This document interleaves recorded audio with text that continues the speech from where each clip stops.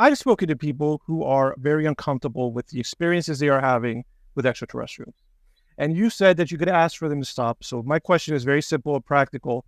Would it be good advice to tell somebody in this situation that maybe they could just write a piece of paper, their intentions, like, hey, dear whoever, I do not want these experiences to continue, and just put it in their pocket when they go to sleep? That's my question. Is that a good idea? Oh, well, ET's wide open psychic. They hear everything you say. They hear your brain working. They can read your mind. When they come down, if you put the intention, stop, desist, I want you no more, they will turn around and walk out. They will not continue. But you have to mean it. Now, ask yourself a question before you make the statement. Is it better to understand what the situation is first? Totally.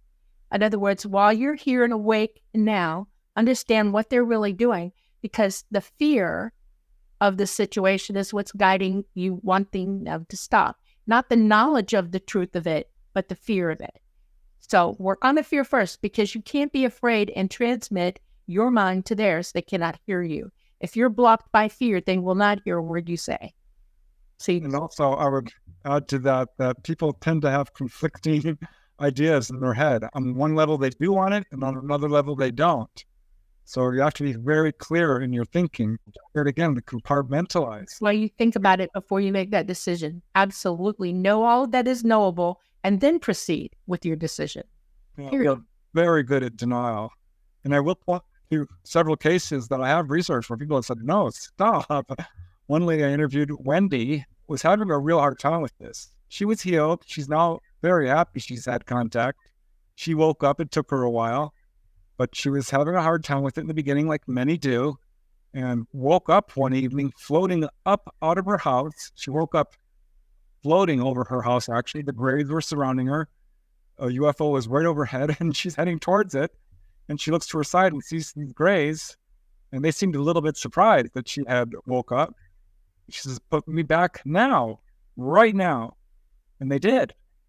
And she says all it really took was putting out her willpower, saying, this is what I want right now. And they came back, and she realized this was actually a really wonderful experience. She wouldn't trade it, change it, trade it for the world. So we have to really understand, what we want here. Because they will come back if part of you is saying, actually want this, and you're not even aware of it because it's in your subconscious. So this is why it's real important to meditate and realize that we have a stream of consciousness constantly going on with, thoughts that we're not even aware of. Right. This is That's your higher consciousness he's talking about. Your physical mind is saying one thing, and your consciousness, who you really are, is saying another. That's why you open up the pineal gland and you start talking to yourself. So could you use this ability, if you practiced it, to experience other paranormal phenomenon? Maybe you want to see a ghost in a haunted house. You want to see a Bigfoot. You want to see a Bigfoot in a national forest. Kinds of stuff. You'll perceive the world as it really is. Yes. Don't threaten me. You don't know what this is right now because you can't see it psychically. You don't know. Mediums are very psychic people. They see ghosts all the time. People can OBE, out-of-body experience. They're psychic. They meditated. They've learned how to do it. It's an easy thing to accomplish. There are people who can remote you all the way across the world or halfway across the universe. These are all psychic abilities that give you the opportunity to see what energy is really happening around you. Okay, so now that I've heard your answer, I asked you a question about how to stop interaction. Now that I've heard your question, I've kind of rethought my advice. So now let me give you amended advice and tell me if it's good. Is this good advice? Okay, if someone is uncomfortable with having experiences with these entities, would a good advice be, your main problem is fear. You need to get your fear under control. And a good way of doing that is by starting to meditate. Is that good advice for someone who's having this? Absolutely. Yes. Very good. I promote that. Everybody needs to meditate every day. Everybody. It is simply the greatest exercise you can do for your own self, period. It's centering, it's calming, it helps you to concentrate better. It affects your physical metabolism, everything. I mean, meditation is great all the way around. Yeah, it's one practice that pretty much all spiritual disciplines and religions agree upon, meditation and prayer. They all agree. That's true. That's fascinating. Yeah. And, it's interesting to me too. It's like, okay, because I was thinking about this question, putting myself in the shoes of someone who was uncomfortable. And part of me was like, well, it's unfair. Why should I have to meditate? It's unfair. But then I was thinking, well, the truth is biologically, living things interact with other living things all the time. It's just part of life. So there's other animals that interact with us in nature. And the thing is, sometimes you just have to do things about it. It's not unfair for these animals to live here and to want to interact with us, So sometimes a bird may make a nest, in your exhaust vent for your laundry room, and that could cause a fire. You don't like that, and you're like, why should I have to deal with this? You have to replace it and everything.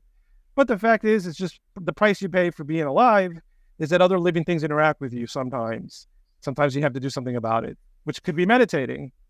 So There's no secret to meditation. It's not some weird thing. It's really just a matter of physically relaxing and mentally relaxing.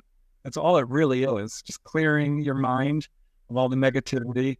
There's no special ingredient. There's a lot of literature on it, but I think people have a tendency to complicate it when really it's simply relaxing. Ultimately. You don't have to meditate sitting in the on position, okay? You don't have to say the words on Monday, okay? You don't. What you can do, a lot of people do this without even realizing they're doing it. If you have a pet and you're sitting there and your pet climbs in your lap and suddenly you realize that you're petting your pet and you're just completely okay. That's a form of meditation. Your pet is facilitating you to be calm and quiet and centered. All you're doing is being there with your animal, your being, being, okay? That's what it means to meditate. If I was to give it a definition, it is simply you being in here, okay? You're a human being. You're in being. That's all it takes. When you're a young person and you get all upset, what does your mom tell you to do? Calm down. Some moms will put you in front of a fan and let that white noise calm you down. That's meditation, okay? There are many forms of meditation. Find it 10 minutes a day, twice a day. No problem. Keep doing it every day. And if you enjoy it and you're seeing that it is helping you, then evolve yourself into more stretched out types of meditation, more intentional meditation. Go from there. Start easy and work your way up into it. Always best way to go. Okay, great. That's very practical advice. And once again, it's so interesting that modern society is pushing us against it. Because watching videos on YouTube, sorry guys, but on TikTok, playing a video game, watching a movie, it's the exact opposite of meditation. You're being bombarded, your senses are being bombarded with information, which is the opposite of meditation. It sounds like meditation is a closing off of all this data hitting your eyes and your ears. And a lot of mental illness comes from the destructuring of your thinking process. And we're bombarded with it every day. It confuses the human mind. And meditation kind of helps you center back into what really needs to be going on in your thinking process. That's all. Great. Well, thank you for that. Here's Rican, our experiencer, has a question. I happened to catch it. He says, if an experiencer believes they have the ability to contact ETs, would you promote them to make contact, or would you be against it, asking for a friend? Is what Rican. Okay, let me see if I understand what this person is saying completely. Yes, if you have the ability to contact an ET, do so. If you want to do it privately, do it privately. If you want to do it publicly, do it publicly. Take your pick. Make contact. That's what CE5 is all about. People who are making contact, they believe it, they come together, and funnily enough, they all meditate to make contact. They go into a meditation, and they set their intentions, they send their consciousness up, they make the call, and they wait for an ET to show up, and they do. This is a very good intentional thing to do. Yeah, do it. If you can do it, absolutely. Okay, interesting. And I just want to say Iowax gives a little bit of advice. Iowax, once again, is a musician and he's a poet. He says, don't fear the shadow in the mirror.